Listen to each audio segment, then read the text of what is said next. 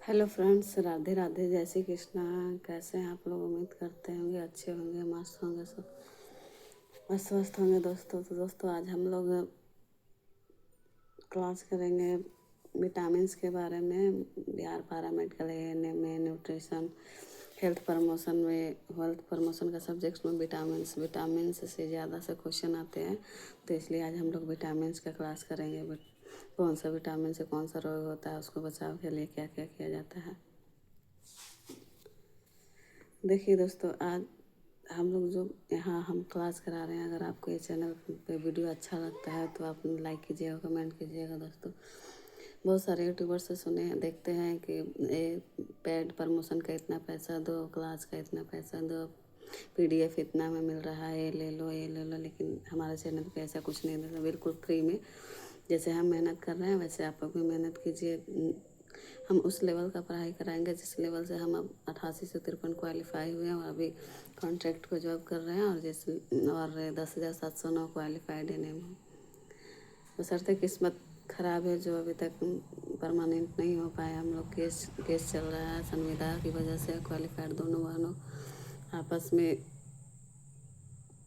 दलालों के चक्कर में पड़कर ये सब कुछ हो रहा है।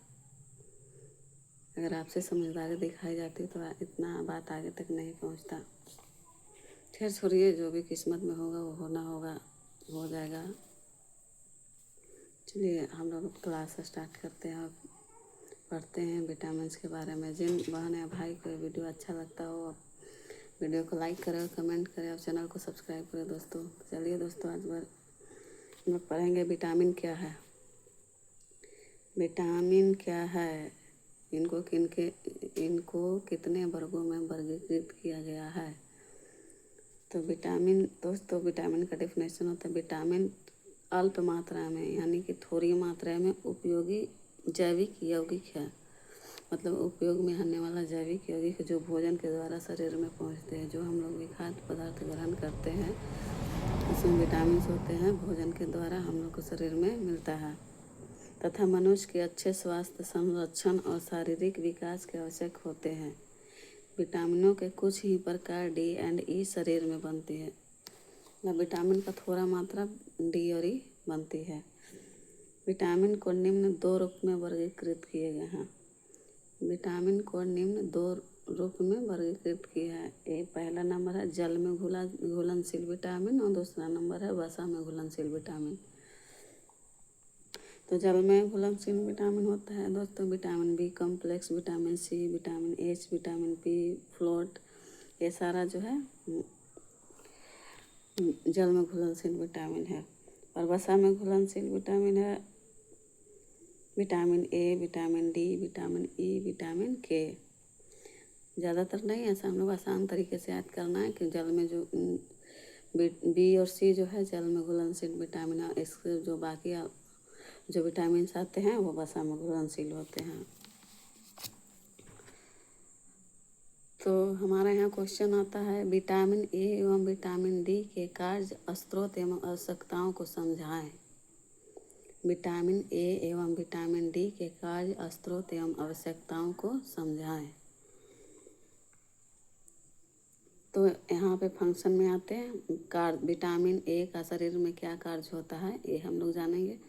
तो पहला नंबर है विटामिन ए, जो हम लोग को आँख की रोशनी को तेज करता है। इसको कम होने से हम लोग को रतौंधी रोग हो सकता है।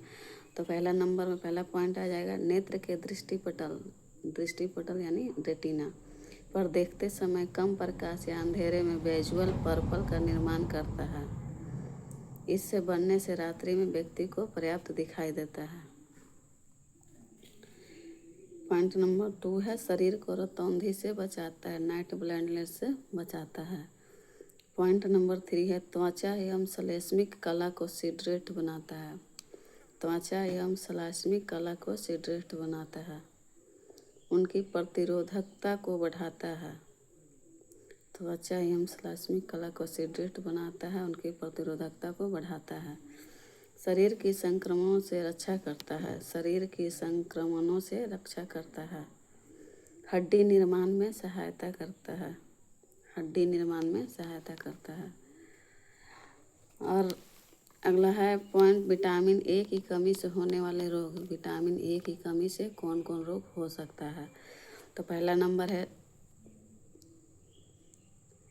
रात्रि अंधता, रतौंधी, नाइट ब्लाइंडनेस। और दूसरा नंबर में है जीरोसिस कंजक्टाइवी, जीरोसिस कंजक्टाइवी। तीसरा नंबर है क्रेटोमलेशिया।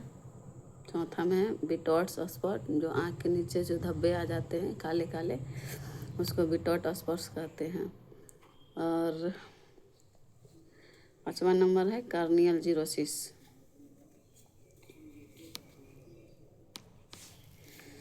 ये 5 रोग जो है विटामिन ए की कमी के कारण होता है।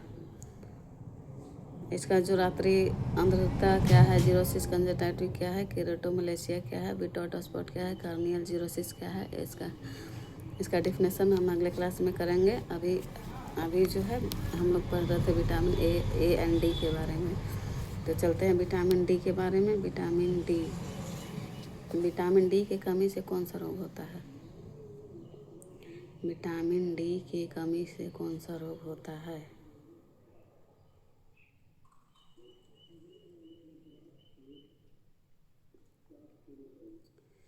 ये क्वेश्चन आप लोग के लिए, विटामिन डी की कमी से क्या होता है, आप लोग बताइएगा, वीडियो देखिएगा और क्वेश्चन का आंसर पता होगा तो आप लोग कमेंट कीजिएगा। चलिए दोस्तों, विटामिन डी के बारे में पढ़ेंगे। यह आंत इंटेस्टाइन से कैल्शियम एवं फास्फोरस के अवशोषण को बढ़ाता है। विटामिन डी जो है आंत से कैल्शियम एवं फास्फोरस के अवशोषण को बढ़ाता है। पॉइंट नंबर 2 है हड्डियों के निर्माण में सहायता करता है। विटामिन डी जो है हड्डी निर्माण में सहायता करता है। पॉइंट नंबर 3 है किडनी से फास्फेट के पुनः अवशोषण को बढ़ाता है। हम लोग गुर्दे को इंग्लिश में किडनी के नाम से जानते हैं। किडनी से फास्फेट के पुनः अवशोषण को बढ़ाता है। शरीर की सामान्य वृद्धि करता है। जो हम लोग का हाइट होता है, आयु के अनुसार विटामिन डी जो है समान वृद्धि को करता है। बच्चों को स्थिर विकार से बचाता है। जैसे मतलब बच्चे में किसी प्रकार की हड्डी विकृति है या चाहे अस्थि विकार हो चुका है तो इसमें धूप में रखने से या मतलब धूप में तेल मालिश करने से भी ठीक हो जाता है। मतलब स्थिति बचाता है हल्का फुल्का, ऐसा नहीं कि ठीक हो जाएगा। वो किसी भी प्राकृतिक दिन रहेगा तो वैसे में कुछ नहीं, इलाज ही हो सकता है। विटामिन डी का सोर्स क्या हो सकता, विटामिन ए का सोर्स क्या है? तो चलिए दोस्तों, आज हम जानेंगे विटामिन ए का सोर्स क्या है। तो विटामिन ए के सोर्स में सबसे बेहतरीन चीज़ है गाजर में विटामिन ए की मात्रा सबसे ज़्यादा होता है। हरी पत्तेदार सब्जियां जैसे पालक, बारहमासी, हरे एवं पीले फल, गाजर इत्यादि। और मांसाहारी में जो आते हैं तो उसमें आ जाएगा यकृत हो गया, अंडा हो गया, मक्खन, पनीर, दूध, मछली मांस, मछली तेल आदि, ये सब। और विटामिन डी का सोर्स है, सबसे बेहतरीन सोर्स है विटामिन डी का सूरज का प्रकाश। सूर्य के प्रकाश द्वारा त्वचा में संश्लेषित होता है। सूर्य के प्रकाश के द्वारा त्वचा में संश्लेषित होता है। और यकृत है, अंडा की जर्दी, मतलब जिस चीज़ में वसा है, थोड़ा गर्मी है, वो चीज़ मतलब विटामिन डी में आता है। मक्खन, पनीर, मछली तेल इत्यादि। विटामिन ए बेक्स मतलब बेक्स मनुष्य में हम जैसे नवयुवक लोगों में विटामिन ए की मात्रा कितनी पर डे लेनी चाहिए, होना चाहिए? तो विटामिन ए जो है बेक्स स्त्री व पुरुष में 600 mcg पर डे होना चाहिए।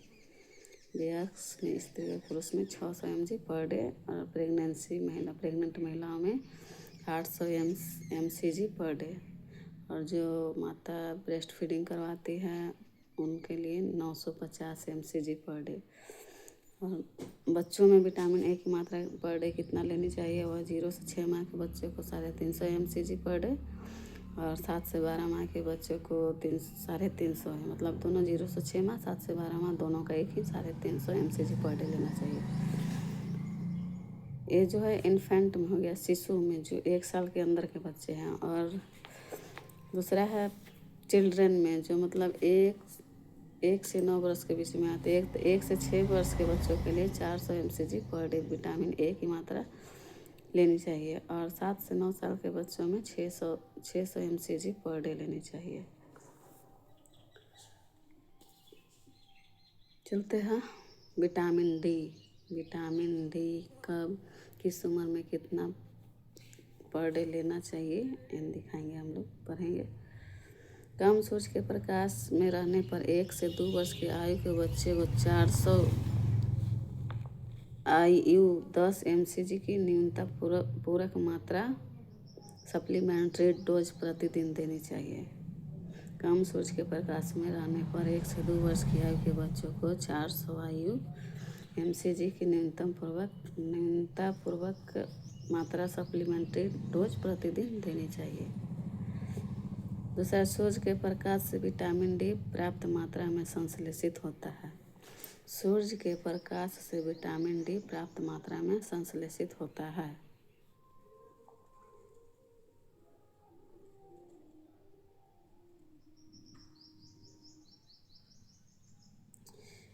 विटामिन डी मानव शरीर के लिए आवश्यक विटामिन से इसका रासायनिक नाम कैल्सीफ्रोल है।